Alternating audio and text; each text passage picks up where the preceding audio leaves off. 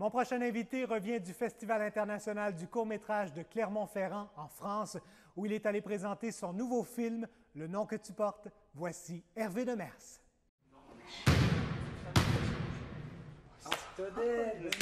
Mais non.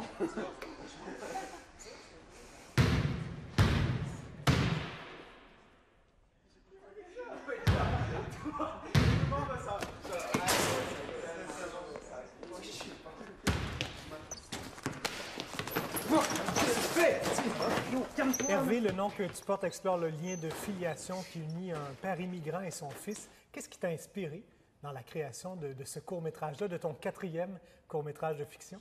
Je dirais en premier lieu, c'est un projet qui est vraiment né en fait des comédiens qu'on a dans le film. Donc Sacha Samar et son fils Vlas, c'est vraiment eux qui nous ont comme inspiré ce projet-là sur l'affiliation. C'est des comédiens qu'on trouvait très beaux, évidemment très talentueux, qu'on a connus par le théâtre. Puis ensuite, c'est ça, on a choisi d'écrire ce récit-là autour de l'affiliation. Et tu t'aperçois que peu importe le film que tu réalises depuis à peu près 5-6 ans, c'est toujours l'interdépendance des êtres qui est vraiment au cœur de ton cinéma. Tu as vraiment remarqué ça, puis ça se traduit quand on voit tes films. Puis les premiers projets que j'ai faits tournaient un peu autour du deuil. En fait, le premier, c'est sur un vieillard qui perd sa femme. Il y en a un autre, tu sais, comme le court-métrage qui a été diffusé l'an passé, Les Adieux de la Grise, c'est autour d'un attachement entre une fillette puis un animal, mais qui vient aussi, il y a une dimension philosophique autour de ça, le premier deuil, l'apprentissage, en fait, ça, du rapport à la mort et tout ça.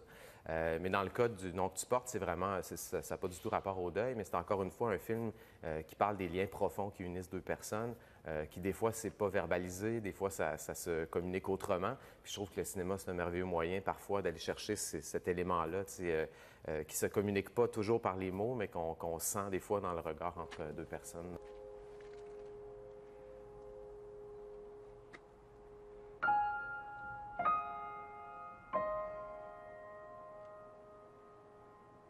Une de tes étapes préférées dans le processus de création d'un film, c'est le casting. Pourquoi? On en parlait justement et le casting a été très important pour ce film-là. Oui, bien, lui, c'est particulier parce qu'en fait, on l'a vraiment écrit pour ces deux comédiens-là. Mais en général, je trouve que c'est ça, on pense beaucoup à un univers fictionnel, on écrit des personnages qui sont abstraits. Puis cette étape-là est très cruciale parce que pour moi, c'est ça, c'est comme si tout prenait corps physiquement parce que c'est un médium qui reste d'abord et avant tout physique. Puis une fois qu'on dirait qu'on les voit, puis il y a les costumes et tout ça, c'est une étape qui est très, très enthousiasmante, je trouve. Donc le film commence à naître un peu là, parce que tu as beau avoir l'histoire dans ta tête, ton scénario, quand tu y crois, toi, comme cinéaste. Exactement. Et tu es un cinéaste québécois qui n'a pas peur de l'hiver. Parce que dans Les Adieux de la Grise, tu as vraiment tourné dans cette saison hivernale. Il y a une très belle scène dans Le nom que tu portes qui s'est tournée aussi en hiver. Donc, c'est une saison qui ne te fait pas peur. Non, bien au contraire, qui m'enthousiasme beaucoup. C'est surtout aussi une question plastique, en fait. C'est que j'aime beaucoup l'aspect très, très épuré de l'hiver aussi, au niveau des couleurs et tout ça. Mais là, évidemment, je le fais parce que ça sert l'histoire que je raconte dans certains cas. Comme Les Adieux de la Grise, c'était comme impensable de voir cette histoire-là sans l'hiver pour moi. Parce qu'il y avait un rapport à la laine, par exemple, dans ce court-métrage-là. La chaleur qui était dans le lien intimement développé avec les deux protagonistes. Puis dans le cas du nom que tu portes, il y avait aussi ce contraste-là qui était amené par la saison, qui évoquait aussi le souvenir lointain de l'Ukraine pour le personnage principal.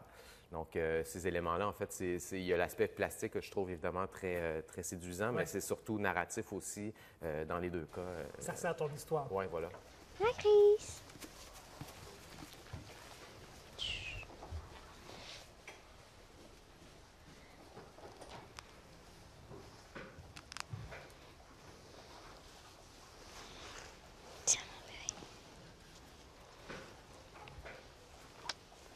Et tu as tourné quelques-uns de tes films, si je ne me trompe pas, avec une caméra DSLR, la 5D de Canon, par exemple. C'est comment de travailler avec ce type d'appareil-là? Donc, tu réussis quand même à faire un film d'une grande qualité avec ce type d'appareil-là? Oui, bien, c'est que dans le cas des Adieux de la Grise, c'est surtout lui, en fait, que j'ai filmé avec ça. C'est d'abord une question de moyens, parce qu'on était une toute petite équipe en région. On avait très, très peu de moyens pour avoir des outils très lourds. Mais c'était surtout aussi au niveau de la discrétion que ça nous permettait d'avoir avec des sujets qui étaient complètement incontrôlables lorsqu'on arrivait avec une grosse caméra, les enfants puis les animaux. Donc, dans ce cas-là, c'était vraiment la discrétion qui était le premier élément.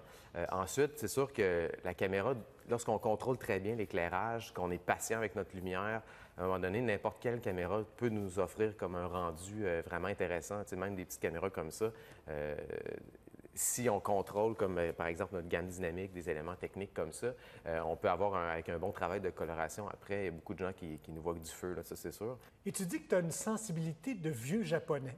Tu t'es vraiment... Connais-toi toi-même, là, tu te connais vraiment comme cinéaste. Tu dis que tu as une sensibilité de vieux japonais. De quelle façon ça se traduit dans ta façon de travailler et dans ton cinéma? Bien, je dirais que c'est vraiment des points de détail, en fait. C'est que au niveau de l'esthétique des films que j'ai fait jusqu'à maintenant, puis c'est pas quelque chose que je force ou que disons que j'impose, disons, au choix formel que je fais. Mais généralement, je suis vraiment obsédé par l'idée comme de réduire les moyens du cinéma au maximum pour vraiment aller à l'essentiel de ce que je souhaite communiquer. Puis en ce sens-là, ça, je suis inspiré par justement des cinéastes japonais comme Ozu, par exemple, qui pour moi, sont des maîtres de récits très, très profonds, mais qui se font tout le temps avec des choix formels très économes. C'est quelqu'un qui bouge presque jamais sa caméra. Puis pourtant, je suis extrêmement touché par la plupart de ses films. Puis c'est ça, je sais que c'est pas par les moyens, bon, OK, il va y avoir des gros mouvements de caméra, des choses, ça m'emmerde un peu. On dirait que je choisis toujours comme une forme qui est la plus simple possible, puis on dirait que c'est purement intuitif, là, c'est pas quelque chose que je force. Puis c'est pour ça que par rapport à ce qui se fait généralement en court-métrage, qui est, bon, hey, on a nos premiers gros budgets, là, on installe des rails partout, puis tout ça, bien ça peut être un danger, donc? Bien, pour moi, c'est que ça, évidemment, il faut que ça serve l'histoire qu'on raconte, puis c'est pas toujours le cas dans ce que je vois, là, c'est... Comme Le nom que tu portes, c'est un film qui, je pense qu'il y a un mouvement de caméra. La caméra est presque toujours fixe. C'était pas nécessaire de faire plus. C'est-à-dire qu'il y a comme... Pour moi, tout est là. Mais évidemment, pour certains, quand je dis que j'ai une sensibilité de vieux japonais, c'est que je trouve que... il y a des gens qui me disent « Ah, est-ce que c'est suffisant? Est-ce que ça punch assez dans la forme? » Puis tout ça. Mais c'est ça, c'est pas des questions qui me préoccupent beaucoup, je dirais.